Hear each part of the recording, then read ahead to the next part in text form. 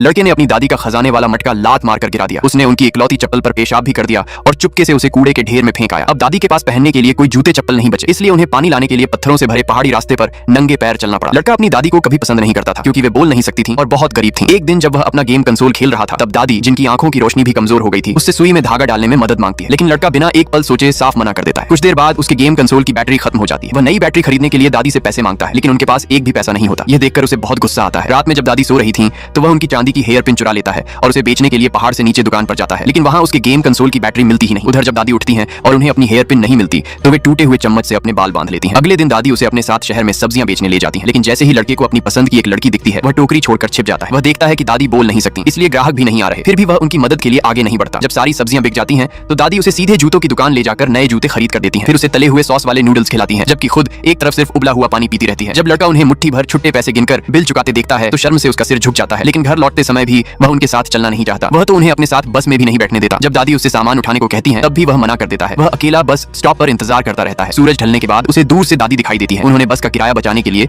बैसाखियों के सहारे पूरा रास्ता पैदल तय किया था। उसी दिन लड़का एक KFC का पर्चा दिखाकर कहता है कि उसे फ्राइड चिकन खाना है। दादी अपने बचाकर रखे सूखे साग सब्जियां इकट्ठी करती हैं ताकि उन्हें बेचकर उसके लिए चिकन खरीद सके, लेकिन रास्ते में तेज बारिश शुरू हो जाती है। फिसलन भरे पहाड़ी रास्ते पर बड़ी मुश्किल से चलकर वे किसी तरह घर चिकन लेकर पहुंचती हैं। वे पूरी तरह भीग चुकी होती हैं, फिर भी कपड़े बदलने या खुद को सुखाने की बजाय सीधे रसोई में जाकर खाना बनाने लगती हैं। जब लड़का देखता है कि यह फ्राइड चिकन नहीं बल्कि चिकन की सब्जी है तो वह गुस्से में रोने लगता है। दादी उसे प्यार से चिकन की एक टांग देती है, लेकिन वह गुस्से में कटोरा ही जमीन पर गिरा देता है। दादी नाराज नहीं होती। वे दर्द भरे चेहरे के साथ चावल उठाकर फिर से कटोरे में रखती हैं और जो चावल जमीन पर गिर गए थे उन्हें भी उठाकर खुद खा लेती हैं। उस रात लड़के को भूख लगती है तो आखिरकार वह दादी के हाथ का बनाया हुआ चिकन खा लेता है। अगले दिन उसे पता चलता है कि बारिश में भीगने की वजह से दादी बीमार पड़ गई है। जब वह उनके बालों में लगा टूटा हुआ चम्मच देखता है तो उसका दिल अपराध बोध से भर जाता है। वह चोरी की हुई चांदी की हेयर पिन वापस कर देता है और उनकी देखभाल करने लगता है। वह उन्हें पानी देता है, खाना लाकर खिलाता है और उनकी सेवा करता है। कुछ दिनों बाद जब वह अकेले खेलने बाहर जाता है तो उसे अपना गेम कंसोल भी मिल जाता है जिसे दादी ने संभाल कर रखा था, लेकिन बैटरी खत्म होने की वजह से वह उसे चला नहीं पाता। इसीलिए वह पहाड़ी से फिसलने वाला खेल खेलने लगता है, लेकिन बुरी तरह गिर जाता है और लंगड़ाते हुए घर लौटने लगता है। तभी उसे अपनी जेब में रखा गेम कंसोल याद आता है। जब वह उसे खोलता है तो उसके अंदर दादी द्वारा छिपाकर रखे गए पैसे मिलते हैं। वे पैसे उसी के लिए बैटरी खरीदने के लिए बचाए गए थे। ये देखकर लड़के की आंखों से आंसू निकल पड़ते हैं। सामने उसकी दादी धीरे धीरे उसकी ओर चली आ रही होती है। उस पल उसे एहसास होता है कि उसकी गूंगी दादी उससे कितनी गहराई से प्यार करती थी। वह अपने आंसुओं को रोक नहीं पाता।